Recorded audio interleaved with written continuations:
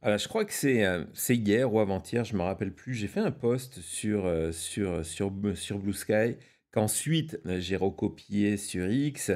Souvent d'ailleurs, je me demande pourquoi je continue à poster sur X, mais à chaque fois que j'ai ce genre de réflexion, je me souviens pourquoi j'ai pris cette décision et je continue à recevoir des messages de personnes qui n'ont toujours pas décidé de passer sur Blue Sky. Qui expliquent que voilà, ça leur fait du bien de lire d'autres choses que de la propagande, des infos poubelles. Puis il y a un autre plaisir personnel, je vais vous dire, de poster sur X, c'est que mes posts, ils énervent les trolls à un point, et ça me fait toujours très plaisir, ah, c'est sincère là, de les voir s'énerver en lisant mes messages, en me disant à chaque fois, bah tiens, c'est mission accomplie, ça a fonctionné. Et donc il y a quelques jours sur Blue Sky, où je poste toujours en premier, hein, d'abord sur Blue Sky, après sur X. Donc, je faisais le point, je suis en train de vous le rechercher. Voilà, c'était donc le 14 février, hier, pour la Saint-Valentin, Thomas. Donc, j'expliquais qu'en quelques jours, des déclarations de Trump aux cibles de Musk, donc les déclarations de Trump, on va y revenir, ce sont ces déclarations par rapport à l'Ukraine, on va y revenir, on est à la fois dans de la pré-négociation qui ressemble plutôt à une acceptation d'une défaite, à une victoire pour Poutine. Et puis, à côté de ça, et c'est encore plus gênant, des méthodes mafieuses de la part des États-Unis. On va dire, bon, avec Donald Trump, on n'est pas étonné, mais en tout cas, on a une confirmation. On va aussi revenir sur ça. Aux cibles de Musk qui affaiblit justement tout l'appareil pour contrecarrer l'influence de la Chine, mais l'influence de Moscou, l'influence de Poutine, à la confirmation de Tulsi Gabbard, hein, Thomas, tu as vu ça, hein, elle a été confirmée. Est-ce que tu te souviens, et c'est pas pour mettre en avant dans le sens, voilà, je vous l'avais dit, tout à l'heure il y aura une partie sur ça, voilà, je vous l'avais dit, mais est-ce que tu te souviens, avant même que les auditions démarrent au niveau du Sénat, je t'avais dit on va pas les suivre parce que c'est du grand théâtre.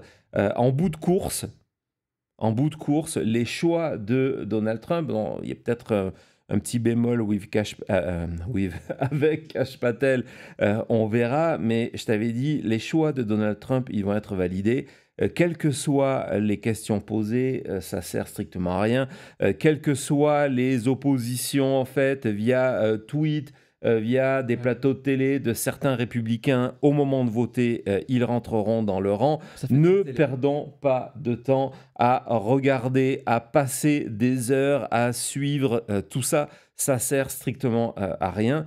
Et justement, quand à mesure, lorsqu'on se dit, bah tiens, euh, XF, c'est pas possible, XF ne va pas devenir le nouveau ministre de la Défense, l'absence d'expérience, l'alcool, les problèmes d'alcool, les problèmes de mauvaise utilisation de fonds, et Ouais. puis surtout les problèmes de violence conjugale. Il y avait tout ça, il y avait des témoignages de membres de sa famille qui racontaient comment il battait sa femme. Même sa mère. Oui, même sa mère, exactement. Et tout, non, non, XF est passé. Donc après, on s'est dit, ben voilà, ça sera Gabbard. Elle ne peut pas. Elle ne peut pas. Il y a 5 ans, le Parti républicain, à juste titre, dénonçait Gabbard parce que elle était trop proche de Moscou. Il y a 5 ans. Vous imaginez comment, en 5 ans, il y a eu cette révolution au sein de MAGA.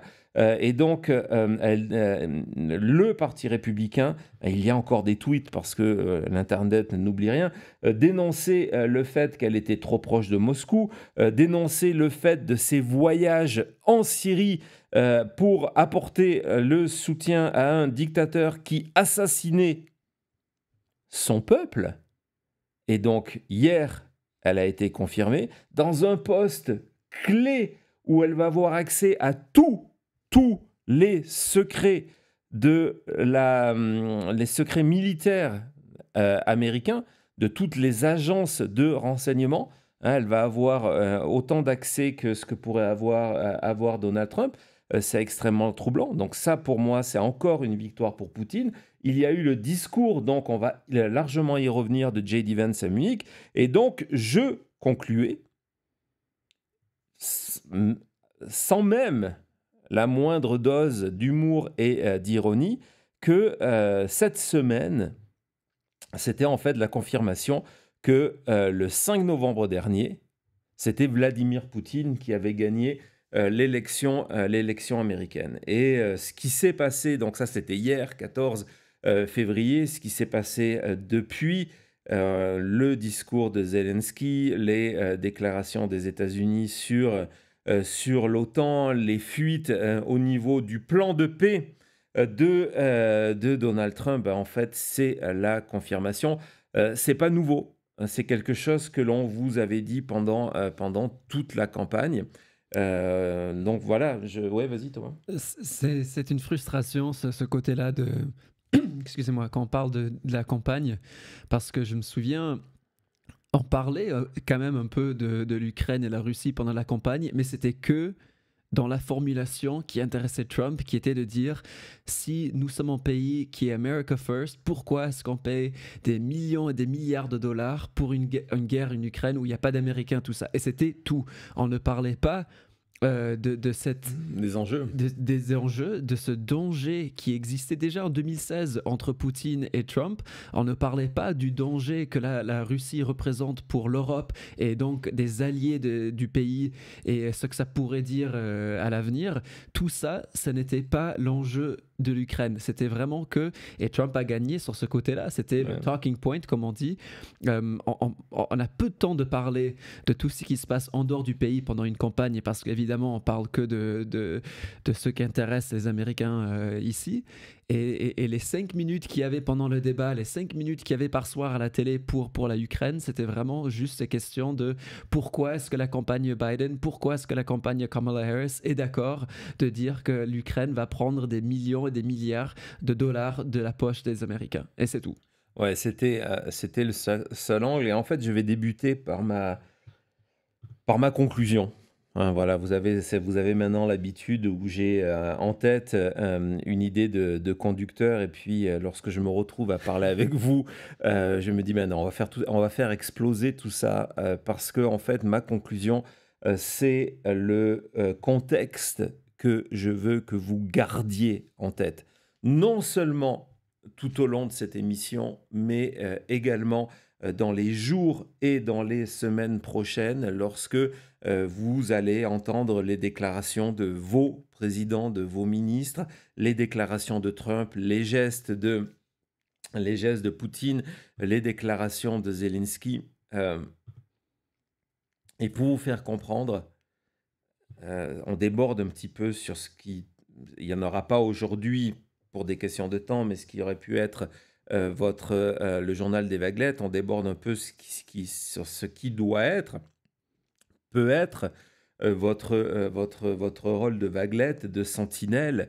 Le fait que la vision, montre cette photo en plus en parlant de vision, la vision du monde de Donald Trump ne passe pas par une Europe forte.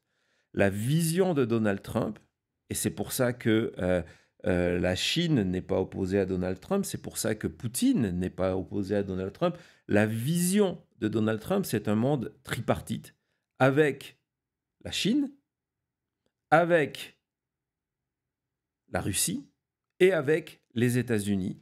Et ces trois pays se partagent le reste du monde. Oui, le Groenland, oui, Panama, oui, le Canada, mais même au-delà, c'est de se dire, au lieu d'avoir une Europe forte qui peut peser contre la pression de la Russie, c'est de se dire, en fait, c'est le contraire. C'est presque retourner aux frontières d'avant la chute du mur de Berlin, d'avant la chute de l'Empire soviétique, et de dire, voilà, en gros, ce qu'on veut, c'est que ces pays européens se retrouvent face à un choix. soit ils font le choix de re-regarder vers Poutine et l'Est, surtout lorsqu'il y a cette proximité géographique, ou soit ils viennent vers l'Ouest. Alors vous allez me dire, ouais, mais en gros, c'est un petit peu l'OTAN. Non, pas du tout. Parce que justement, au sein de l'OTAN, les pays européens, ce sont des partenaires. Des partenaires qui sont traités comme des partenaires à un niveau égal. Ce que veut Donald Trump, ce sont des pays, c'est fou de dire ça, c'est fou de dire ça, nous sommes que le 15 février 2025, mais il veut des pays féodés aux États-Unis. C'est-à-dire qu'il va mettre ses conditions, comme aujourd'hui il les met pour le Canada. Hein, si vous suivez forcément depuis le Québec, vous suivez ça, la nouvelle problématique de Donald Trump, qui depuis des jours, en parlant du Canada, est en train d'introduire que, OK, Canada, si vous voulez être protégé, hein, lorsqu'on parle de méthode mafieuse, c'est exactement ça. Si vous voulez être protégé, il faut accepter mes demandes, même si mes demandes veulent dire que vous allez perdre de la puissance, vous allez perdre de l'indépendance et vous allez être dépendant de ma volonté, parce que sinon, je ne vous protégerai pas. Et c'est le deal qui se prépare en Europe de la part de Donald Trump. C'est de dire, ben voilà, OK, vous voulez qu'on vous protège, voici mes conditions. Et ces conditions, ce sont des conditions de mafieux. On va en parler tout de suite, on va faire une petite pause sur ces exigences par rapport à l'Ukraine. Et vous allez voir que du jour au lendemain, nous ne sommes plus dans les problématiques habituelles, nous sommes dans les problématiques d'un État fort qui rackette ses anciens alliés en échange d'une sécurité. C'est la vision de Donald Trump, un monde tripartite, et c'est contre cette vision-là que vous devez résister, que vous devez vous battre en Europe, en allant voter, en boycottant certains produits. Donc voilà, on va en parler, on va faire une petite pause et on se retrouve tout de suite et on va parler de l'exemple ukrainien. À tout de suite.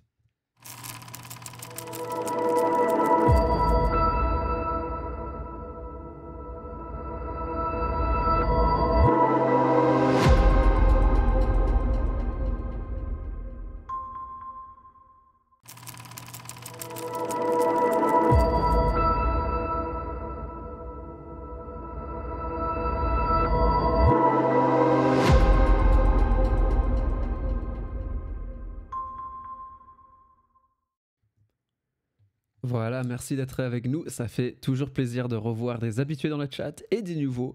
Merci d'être là. Si c'est la première fois, abonnez-vous. Une nouvelle émission demain, des vidéos. Demain, après-demain, tous les jours qu'il n'y a pas d'émission, il y aura des vidéos. Et merci aussi à tout le monde qui est déjà passé par Super Chat et par Super Sticker. Merci à Isabelle depuis la Suisse, qui nous dit merci beaucoup pour les stickers qu'elle a reçus et les stickers Vaglet. Formidable. Fantastique. Merci d'être là avec nous, Isabelle. Merci aussi à Olivier, notre ami Olivier, qui est toujours là pour dire bonjour. Il est en concert ce soir, ce sera replay, donc à très vite, à bientôt. Et merci aussi encore une fois depuis la Suisse à Elvira, comme toujours. Merci beaucoup de ton soutien. Bah, tu fais ça très bien. Cody sera très fier de toi, Thomas. Non, voilà, non, c'est bien un petit peu sourire parce que le reste de l'actualité ne le prête pas. Donc, je vous disais, dans cette vision du monde où il y a 3 pays puissants, il n'y a plus de place pour l'Europe et les États-Unis veulent utiliser sa puissance militaire comme garant de la sécurité en échange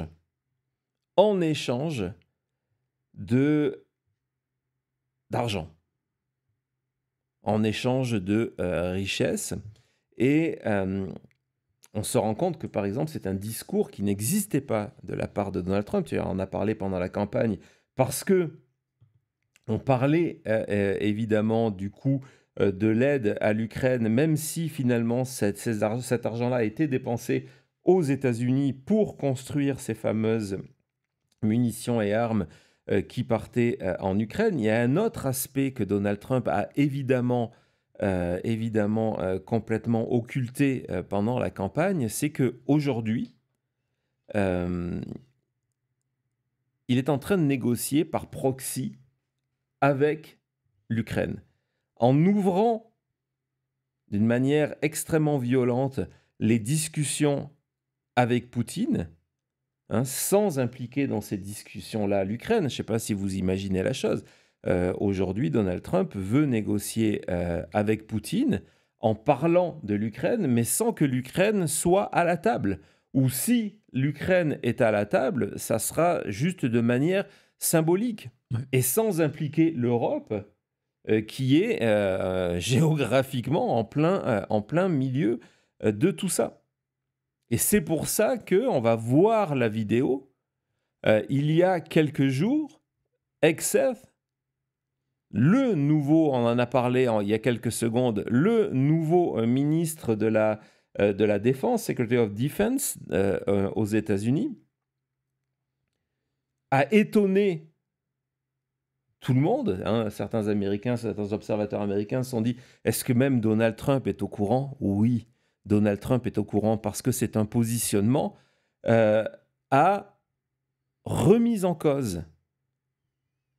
Non, même pas remettre en cause. Il a renvoyé tout espoir pour l'Ukraine de revenir à ses frontières d'avant l'invasion et a renvoyé sine die toute possibilité pour l'Ukraine de rejoindre l'OTAN. On va voir cette vidéo et puis on va essayer de comprendre ce qui se cache derrière ces propos. À tout de suite. We want, like you, a sovereign and prosperous Ukraine. But we must start by recognizing that returning to Ukraine's pre-2014 borders is an unrealistic objective. The United States does not believe that NATO membership for Ukraine is a realistic outcome of a negotiated settlement. Instead, any security guarantee must be backed by capable European and non-European troops.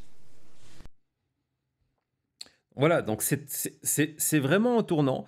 Et lorsque ces déclarations sont faites en Europe, en plus, première déclaration publique de Pete Hegseth, donc le ministre de la Défense, sont devenues publiques. On s'est dit, mais attends, c'est quoi cette... évidemment, même moi, j'ai plaisanté sur ce sujet sur Blue Sky. C'est quoi cette manière de négocier avec Poutine en lui donnant avant négociation ce que Poutine désire. Hein, c'est Parce vrai. que là, dans la vidéo, pour traduire, il dit que ce n'est pas réaliste que l'Ukraine retrouve son pays comme c'était avant l'invasion russe. Exactement. Et qu'il souhaite que l'Ukraine devienne ce pays neutre qui ne fasse pas partie de l'OTAN. Et donc, lorsqu'on entend ces réactions, ces déclarations, on se dit, mais les États-Unis, via Hegseth et via Trump, viennent de se tirer une balle, un missile pour le coup, dans le pied, en donnant le signal à Vladimir Poutine qu'ils sont prêts à négocier, mais qu'ils sont dorénavant d'accord de donner à Poutine ce que Poutine désire, c'est-à-dire une partie de l'Ukraine et que l'Ukraine ne devienne pas une menace en restant en dehors de l'OTAN. Et donc, lorsque cette déclaration a lieu, on se dit, mais c'est une preuve d'une faiblesse absolue. En fait, c'est une mauvaise lecture. Oui, c'est une preuve d'une faiblesse absolue. On va écouter tout à l'heure John Bolton, qui en a parlé sur CNN, mais parce qu'en fait, le message de XF, confirmé par Donald Trump, ne s'adresse pas à Poutine. Ce message-là, il s'adresse à l'Ukraine et à l'Ukraine seulement. Et puis, plus tard, à l'Europe. Le message est de dire à l'Ukraine, voilà, nous, on est prêt à donner ça à Poutine, et donc vous allez avoir besoin, dans ce cadre-là, que l'on vienne vous protéger. On va voir cette carte du plan Trump. Du plan Trump, je vais vous montrer ça. Elle a été publiée, je sais qu'elle était très visuelle, dans le Sun aujourd'hui. À quoi ressemble ce fameux plan que, évidemment, Vladimir Poutine, au nom de la paix, va accepter. C'est quand même formidable. Il garde la Crimée, il garde tous les territoires qu'il a envahis. L'Ukraine est obligée de se retirer de Kursk. Et l'Ukraine ne rentre pas est interdite de rentrer dans l'OTAN et devient ce pays neutre, cette espèce de zone tampon, zone démilitarisée d'ailleurs, avec des troupes européennes et anglaises pour s'assurer de cette zone démilitarisée. Donc c'est une victoire. Le plan Trump est une victoire pour Donald Trump. Et donc, en annonçant avant même de s'asseoir à la table des négociations que les États-Unis étaient prêts à donner à Poutine ce qu'il désirait, Trump s'adresse à l'Ukraine en disant, voilà, nous, on ne se battra pas pour vous. Nous n'enverrons pas des milliards de dollars pour vous. Ou alors, il va falloir trouver un arrangement. Et cet arrangement, c'est ce que j'appelle les méthodes mafieuses. On va écouter Donald Trump sur ce qu'il demande aujourd'hui à l'Ukraine. Ça arrive. I want to have our money secured because we're spending hundreds of billions of dollars. And, you know, they may make a deal, they may not make a deal, they may be Russian someday or they may not be Russian someday, but we're going to have all this money in there. And I say, I want it back. And I told them that I want the equivalent, like $500 billion worth of rare earth. And they've essentially agreed to do that. So at least we don't feel stupid. Otherwise, we're stupid. I said to them, we have to get something. We can't continue to pay this money. You know.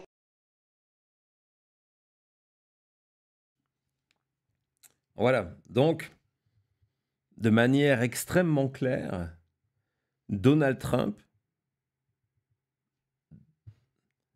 dévoile le deal qu'il fait non pas à Poutine, mais à l'Ukraine. OK, si vous voulez qu'on ne vous abandonne pas totalement face à Vladimir Poutine, c'est simple, il faut nous payer. Comment ? Vous avez des minéraux rares, ces minéraux rares, nous en voulons une partie. Alors ce qui est intéressant, c'est qu'en début de semaine, les propos de Donald Trump étaient de se dire, nous on veut l'équivalent de 500 milliards de dollars, ce que l'on sait depuis hier, qui a été confirmé aujourd'hui par Vladimir Poutine. On va voir ce tweet fait par le journaliste du Washington Post, que dans la réalité, les élus américains qui étaient à Munich sont venus rencontrer Zelensky, en lui disant, bah voilà, si vous voulez que les États-Unis continuent à vous protéger, si vous voulez recevoir les munitions et les armes de la part des États-Unis, il faut céder aux États-Unis, écoutez bien, 50% des futurs droits des minéraux rares qui sont dans les sols ukrainien. Hein, vous avez compris, c'est du racket à 100%. Si vous voulez notre protection, il faut nous céder 50% des minéraux rares qui sont dans vos sols.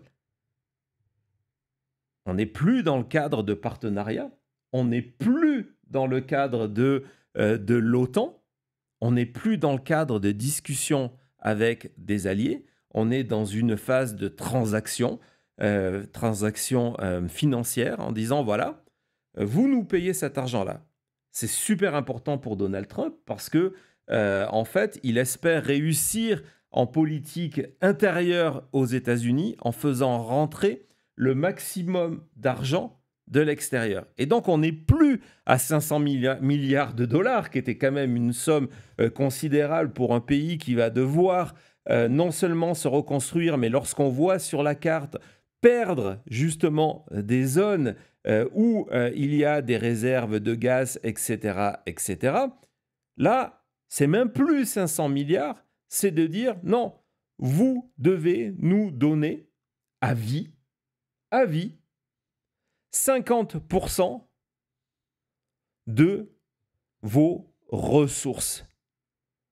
Je sais pas toi, Thomas, ce que tu en penses, mais je trouve moi, ça me choque profondément. Évidemment. Et le fait que nous sommes là avec Trump qui fait de la pression à la télé pendant que ces gens qui travaillent pour lui, quoi. C'est comme le parrain qui parle dans son bureau en disant voilà, j'ai pas envie de mettre de la pression, mais on me doit de l'argent, pendant que ces troupes sont en Europe en apportant en papier en disant ok, voilà, c'est un film.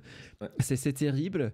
C'est le genre de choses qu'on rate en ce moment parce qu'il y a eu toutes ce qu'on a parlé la semaine dernière de tout ce cirque qu'il y a eu et distractions. Ben voilà ce qui se passe pour de vrai.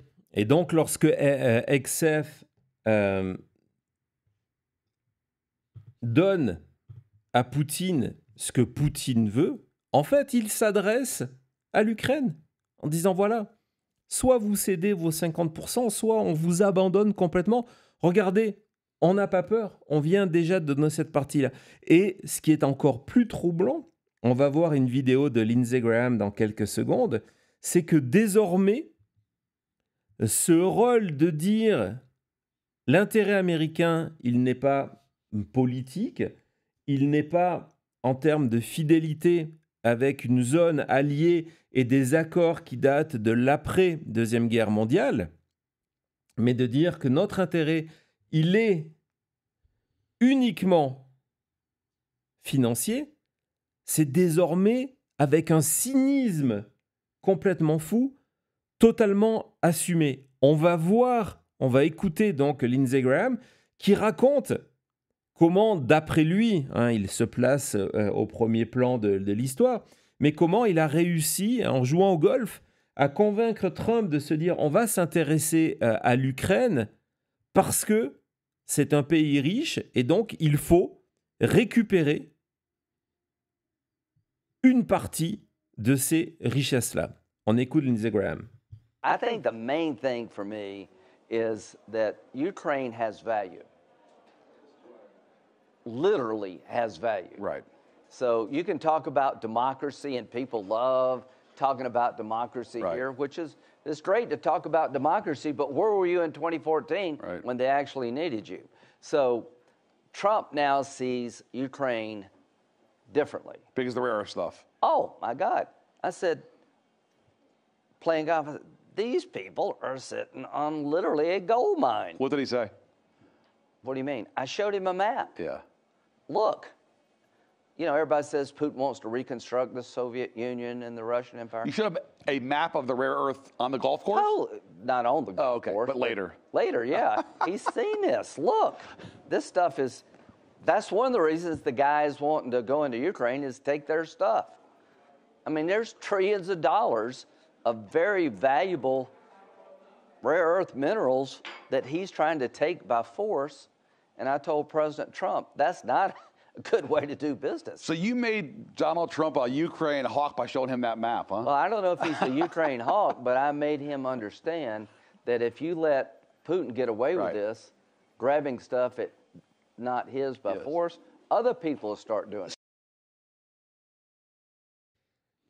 Alors si ça, c'est pas la chute des États-Unis, je ne sais pas ce que c'est d'autre.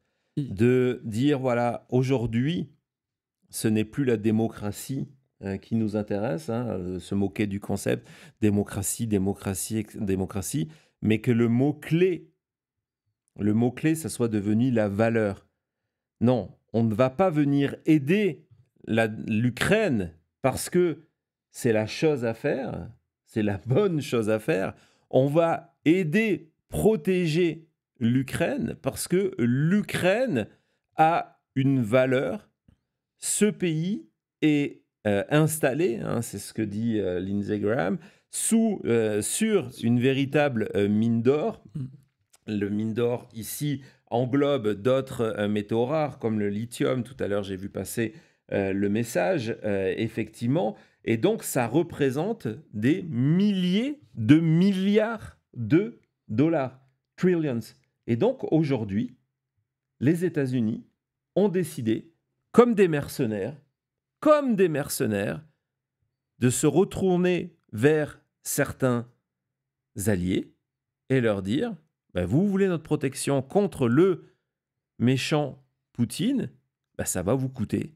On veut 50% de vos recettes. Un petit peu lorsque la mafia, le crime organisé, le milieu, appelez-le comment vous voulez, va voir un restaurant, met le feu à une partie du restaurant et en disant « Ok, vous voulez notre protection ? Ça va vous coûter 50% de vos recettes. » C'est exactement la même chose. Et pourquoi c'est d'une gravité extrême ? C'est une gravité extrême parce que ce que Donald Trump est en train de faire avec l'Ukraine, si on le laisse arriver à terme, on a appris il y a moins d'une demi-heure que les informations de Josh Rogan étaient vraies, que Zelensky lui-même, aujourd'hui à Munich, a dit que son pays avait été approché par les Américains pour obtenir 50% des droits universels des minéraux rares et qu'il a refusé. Et si on laisse, et je déteste avoir raison dans ce cadre-là, si on laisse Donald Trump faire ce qu'il souhaite faire en Europe, en Ukraine, racketter l'Ukraine, installer comme un mode de fonctionnement, un principe d'intervention, que nous sommes là, nous sommes à votre disposition en termes d'armée, mais on a besoin de recevoir en retour 50% de vos richesses, demain, ça ne sera plus l'Ukraine. Ça sera les autres pays européens. C'est l'enjeu de ce qui est en train de se passer. Alors je sais que c'est des enjeux qui sont complexes à expliquer et les mouvements d'ailleurs populistes, que ce soit l'extrême droite en Allemagne, l'extrême droite en France, en Belgique, aux États-Unis, jouent du fait que ce sont des enjeux compliqués, que l'essentiel du public n'a pas la possibilité de se projeter 1, 2, 3, 4 coups en avance, mais c'est ce qui est en train de se passer. Si l'Europe et Zelensky cèdent et acceptent la protection américaine en échange du paiement d'une rançon permanente, demain, on aura le même problème, la même problématique dans d'autres pays européens. C'est ce qui se passe. Aujourd'hui, l'Europe et Zelensky doivent résister. L'Europe et Zelensky doivent dire non à Trump. pour que vous, demain, ne soyez pas dans la position de ne plus avoir le choix. Et c'est ce discours qui est clé, que l'on n'arrive pas à expliquer à des électeurs américains qui ne voient que les dépenses pour soutenir l'Ukraine. C'est ce qu'on n'arrive pas à expliquer aux électeurs français qui, noyés par une propagande, on va en reparler, n'arrivent pas à voir que l'enjeu, c'est bien eux. Que demain, lorsque l'Ukraine sera submergée, la même problématique, le même chantage vous sera fait. Et en livrant 50% des richesses de votre pays, vous livrez 50% de l'avenir de vos enfants, de l'avenir de vos petits-enfants. C'est extrêmement grave ce qui est en train de se jouer en Europe. Donc on va voir s'il y a des possibilités de ce fameux non et quelles sont les options proposées pour lutter contre cette nouvelle répartition du monde. À tout de suite.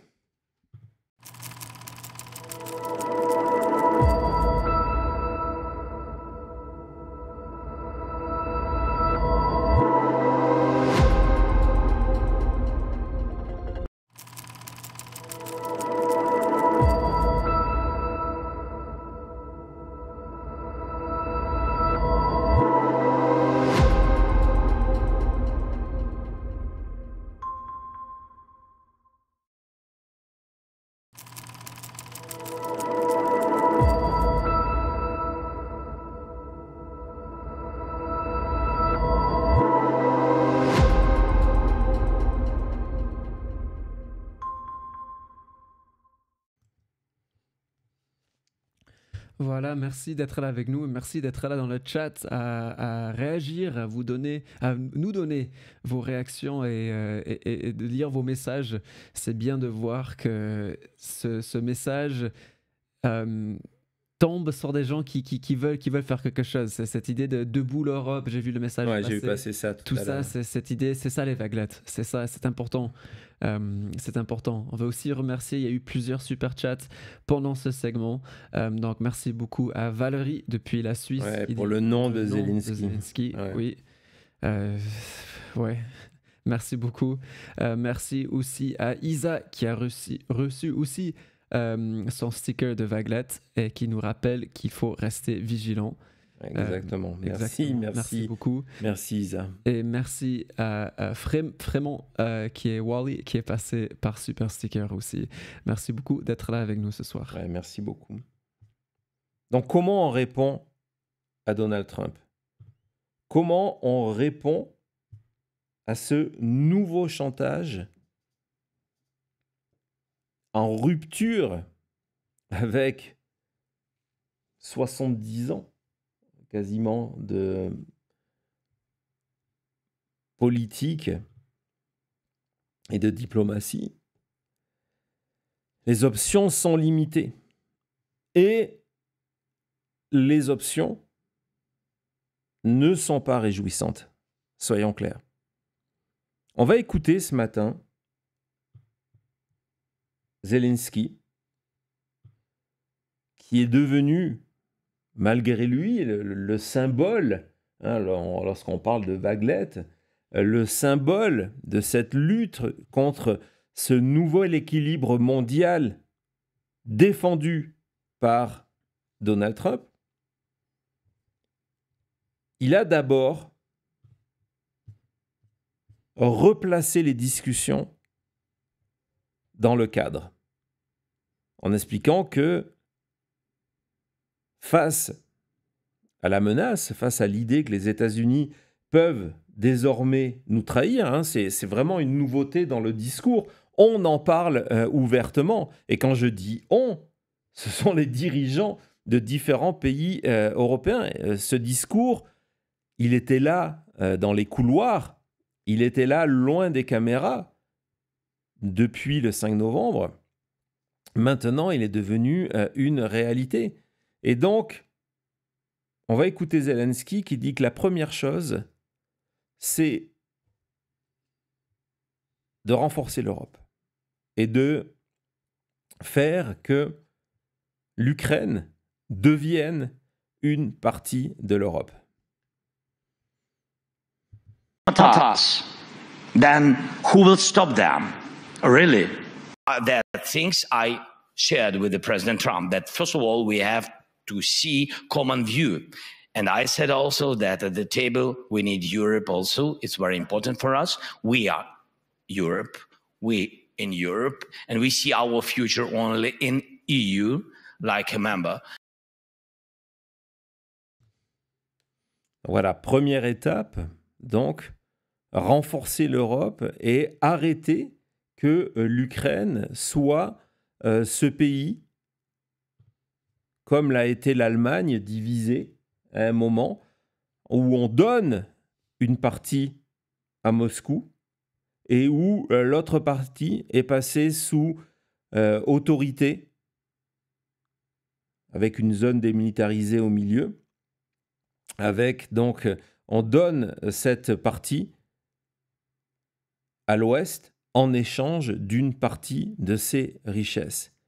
Autre point, Zelensky est revenu justement sur ce qui est en train de se jouer au niveau de l'OTAN. On va écouter Vladimir Zelensky. And I also will not take NATO membership for Ukraine off the table. But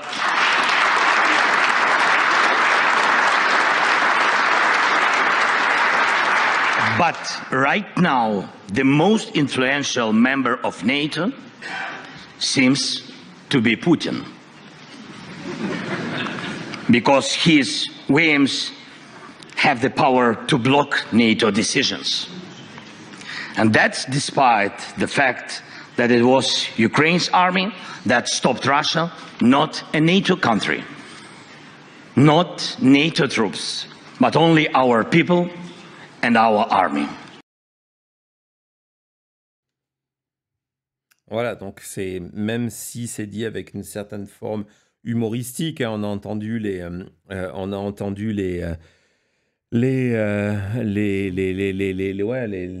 éclats de rire. Donc il explique qu'il ne veut pas écarter le fait que l'Ukraine rejoigne l'OTAN, en rappelant que ce n'est pas un pays de l'OTAN, ce ne sont pas des troupes de l'OTAN qui ont arrêté l'avancée de Poutine, mais c'est le peuple et l'armée ukrainienne qui ont fait cet immense sacrifice pour arrêter l'avancée de Poutine. Et puis, donc, il met en avant le fait qu'aujourd'hui, hein, c'est dit avec une certaine ironie, c'est que désormais, le membre le plus influent de l'OTAN, c'est Vladimir Poutine, parce que l'OTAN, évidemment divisée sous la présidence de Donald Trump, ne répond plus aux provocations et aux volontés de Vladimir Poutine. Ça me fait... je sais que Thomas, tu as vu lorsqu'on préparait l'émission, ça, pour moi, c'est un écho à la déclaration sur CNN de Bolton, donc l'ancien ministre sous le premier mandat de Donald Trump. C'est devenu un petit peu son ennemi depuis. Il lui a retiré ses protections policières récemment. Et donc, il était sur CNN en parlant et donc en faisant écho à cette déclaration-là, de la faiblesse de Donald Trump face à Poutine. Est-ce que tu peux nous le montrer et puis on va rebondir dessus? Oui, Bolton sur CNN. either. Putin has scored a whole series of victories today. It's hard to encompass them all, but I think one, in addition to these substantive concessions, is that he has now, it seems, exactly what he wants. Putin doesn't want to negotiate with Zelensky. He wants to negotiate with Trump because he thinks he'll get more out of him, and he's absolutely right.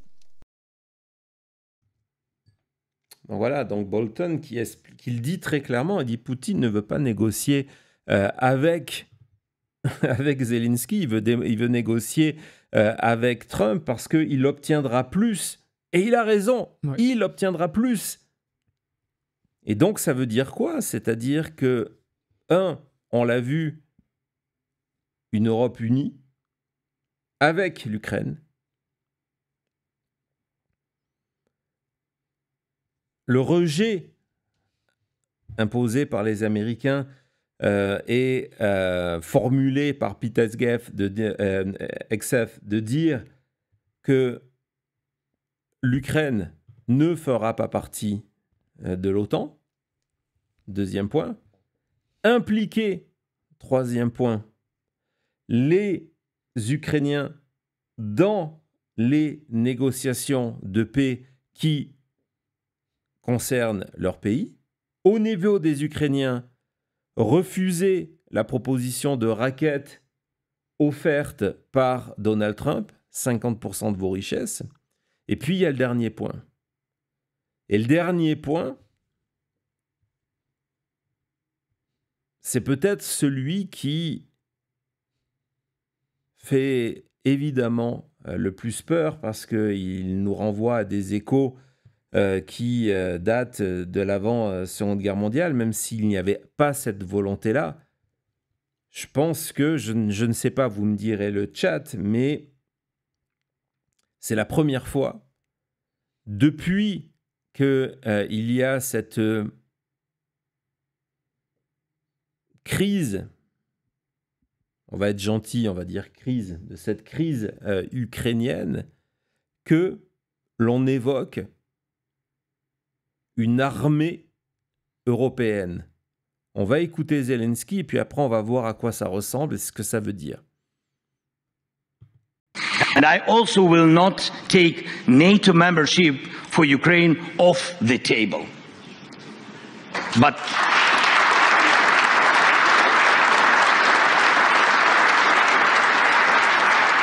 not us. Then who will stop them? Really? Let's be honest, now we can't rule out the possibility that America might say no to Europe on issues that threaten it. Many leaders have talked about Europe that needs its own military, an army of Europe. And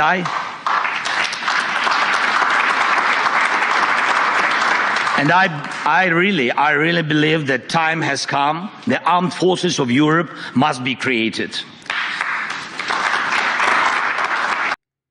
Les forces armées européennes, une armée de l'Europe, pour éviter de se retrouver, l'Ukraine aujourd'hui, d'autres pays demain, sous le chantage de Donald Trump, soit vous payez, soit on vous abandonne face à Vladimir Poutine.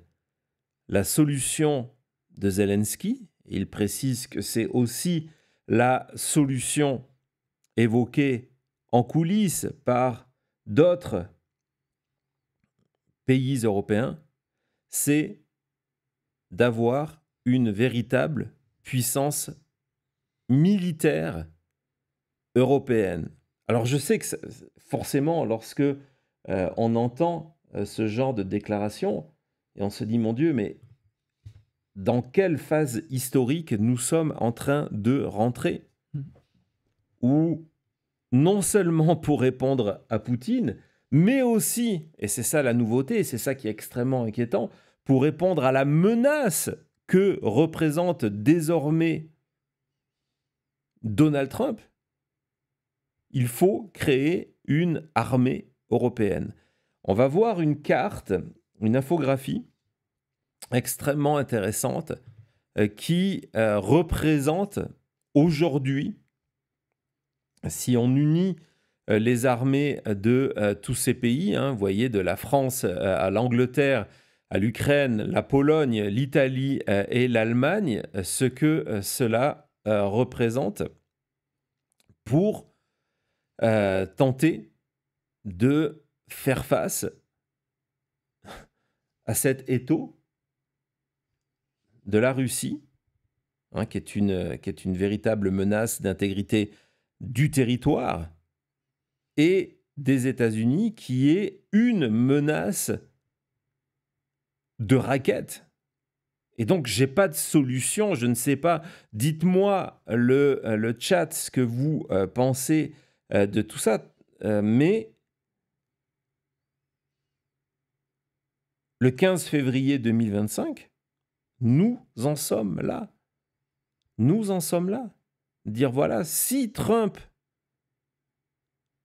nous fait le chantage militaire, un chantage à la protection, nous devons dorénavant nous protéger nous-mêmes.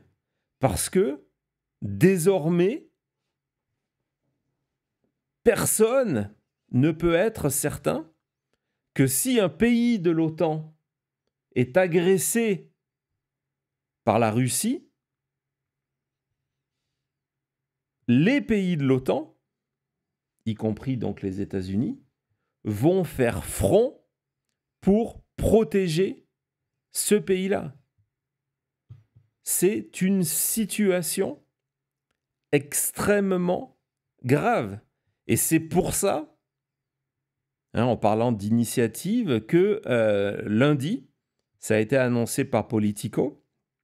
Il y a eu des confirmations, j'attends une confirmation officielle.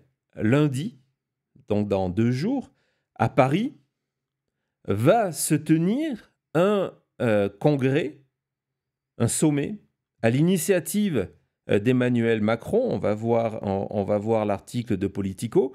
À l'initiative d'Emmanuel Macron pour répondre à Donald Trump. Pour répondre à Donald Trump. Ce n'est plus un sommet européen pour répondre aux actes de Vladimir Poutine, mais c'est un sommet européen pour désormais répondre à l'abandon, à la trahison et au chantage effectué par Donald Trump et les États-Unis. On va voir le deuxième extrait. Donc ça, vous avez le titre. On va voir l'extrait dans la déclaration du ministre des Affaires étrangères Sikorski de la Pologne, qui a annoncé en disant voilà, qu'il était très, très heureux que le président Macron ait demandé aux différents leaders des pays européens de se retrouver à Paris, et en expliquant que c'est vraiment désormais un véritable challenge, un véritable problème auquel il faut répondre de manière très sérieuse, que pose aujourd'hui le positionnement de Donald Trump.